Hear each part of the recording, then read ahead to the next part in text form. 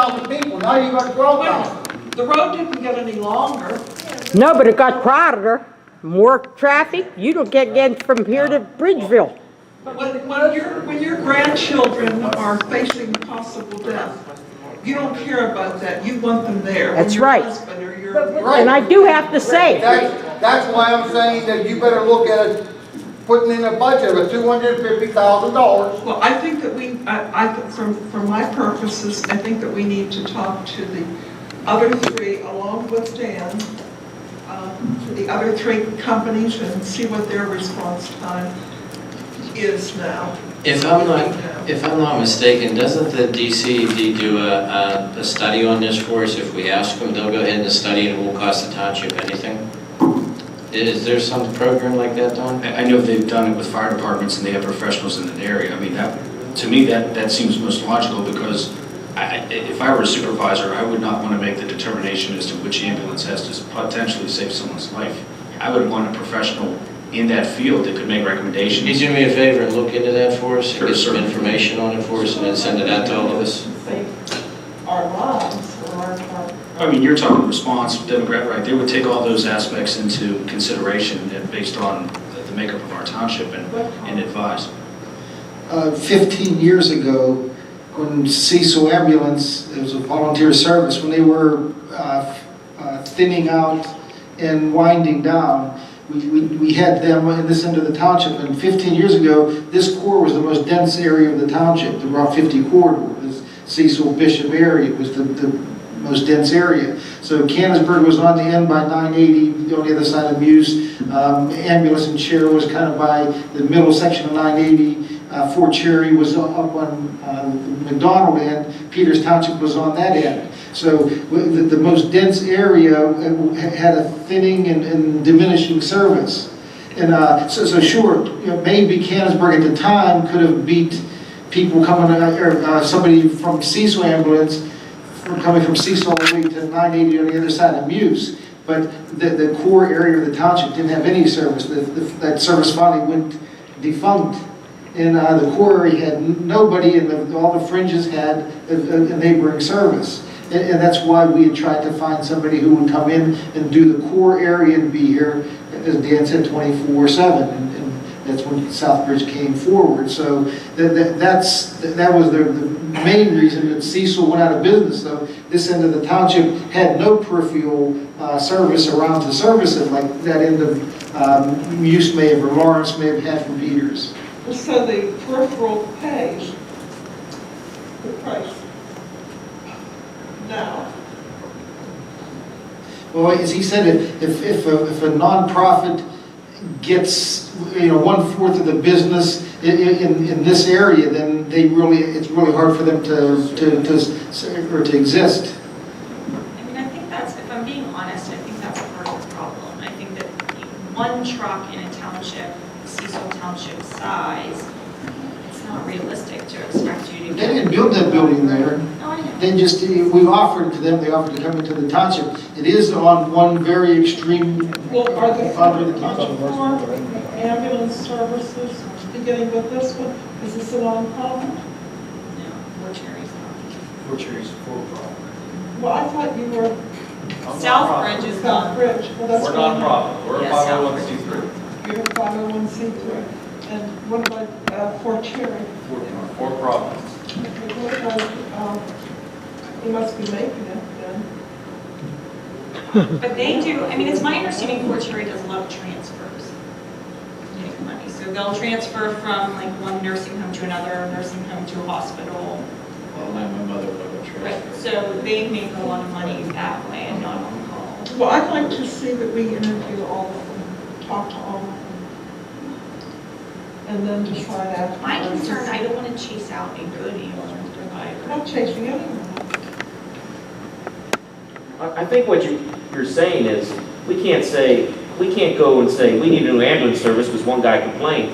You got to give Dan a chance, you got to let the reports out, you got to have minimum standards and hold his feet to the fire. If he needs a new station, we might have to build him a station in the middle of the township so he can respond equally. I mean, I'm not saying to do that, I'm just saying, let's be fair. But it's going to cost money, that's what I'm saying. I think you gotta also have have to standards. come and do a monthly report.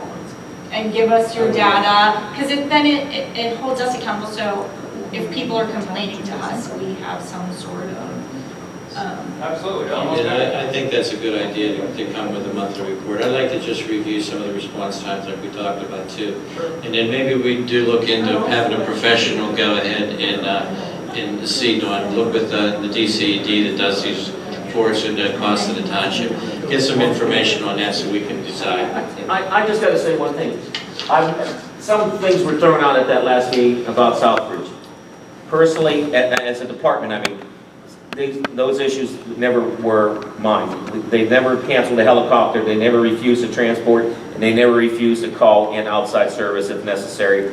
And I have to say that if it happened to other people, then we have to address it, but it did not happen to me.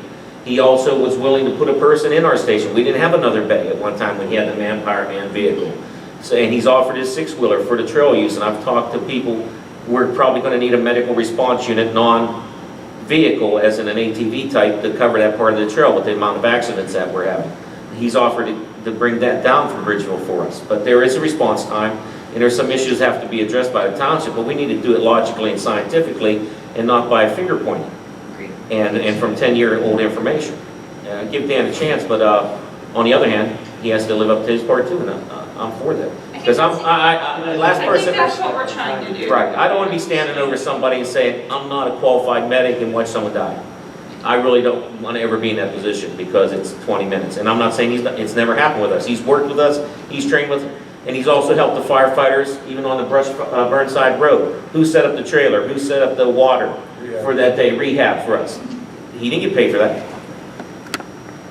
So, you know, he's always there with water, and it's not free. I mean, I know it might not be much, but in the big picture, after all year, he spent a lot of money on water for the fire departments, and we're actually working with him I to don't want you thank to him. get the feeling that I'm That's trying to chase you out, that's not it at all. And We I'm just not want, either. no, Elizabeth, we just need to be accountable to the residents and to ourselves, so that's why we're gonna ask the questions, and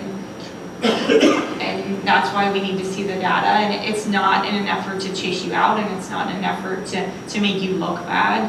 That's not it at all, it's just so that we can answer the questions. I have a question. How many dispatch? 911. Well, that's a little confusing because about 3 years ago, my wife had a problem with a choking issue, and they never called you guys. And in fact, there was an argument whether it was going to be Fort Cherry or McDonald Fire Department. And that was decided by the McDonald police that showed up. So I'm Well, like curious how they got. Well, if McDonald police showed up, more than likely in their database, it came back to the McDonald address. It And does. Well, we that's- are McDonald address. Yeah. We are- But I mean, that's, if McDonald police, if it was in Cecil Township, you would have gotten a Cecil police officer. If it was a McDonald borough or area, you would have gotten a McDonald police officer. So if you live in Cecil Township but got a McDonald police officer, and correct me if I'm wrong, Sean.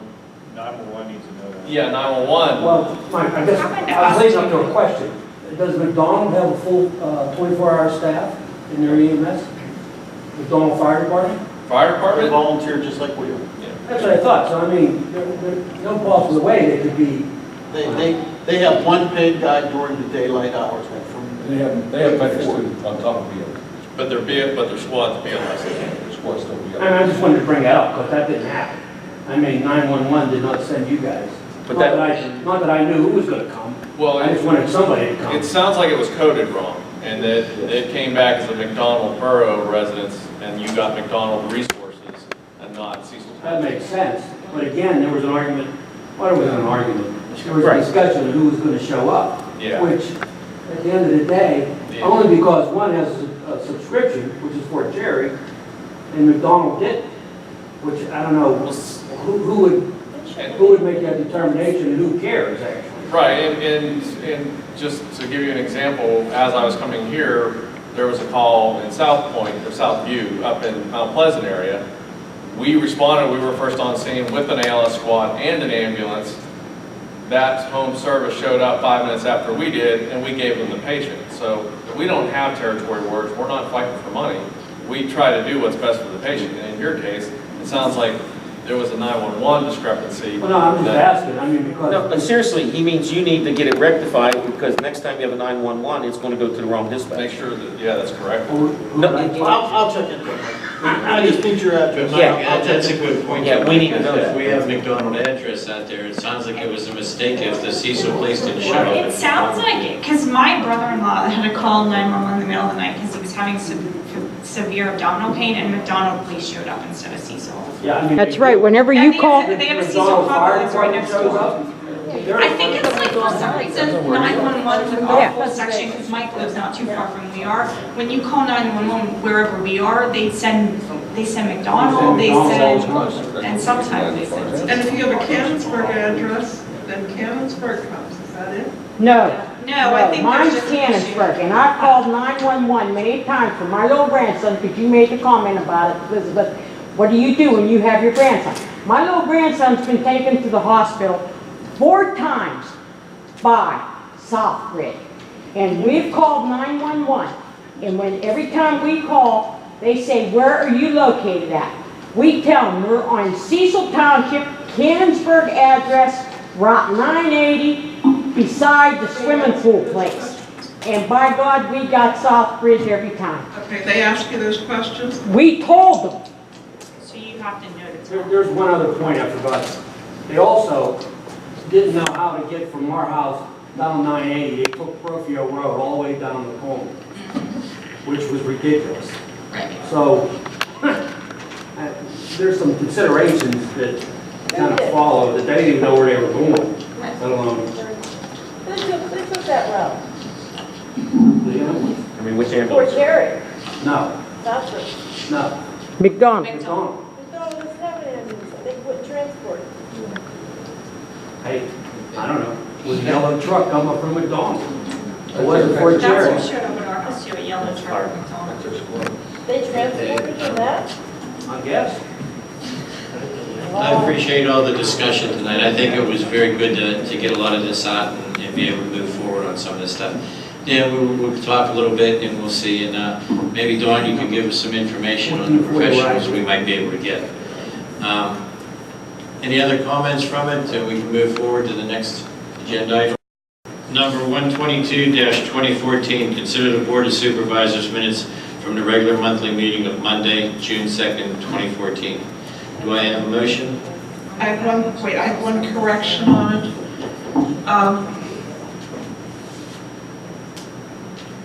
Carol, help me. It was 109-2014, and you voted yes Yes. instead of no. Right. That was mine. So you'll correct that, Carol? I will. Any other comments? No, that's Do I have a motion? I'll make that motion. Do I have a second? Second. It's been moved and seconded. All in favor, say aye. Aye. Next motion, next resolution is number 123-2014. Consider the general fund invoices from June 1st to June 30th of 2014. Do I have a motion? I'll make that motion. Do I have a second? Second. All in favor, say aye. Aye. No. Anyone opposed? Do you have that, Carol? Okay, now, we have to go to executive session, but before we do that, I'd like to ask, is there any new business that the supervisors want to bring up, or any old business? Any points anybody wants to bring up? Then we're going to go back into executive session, where we're going to talk about the hiring of a public works employee, the Pacini litigation, Morgan stormwater issue, and we've added the Pavlicek contract to it. Okay.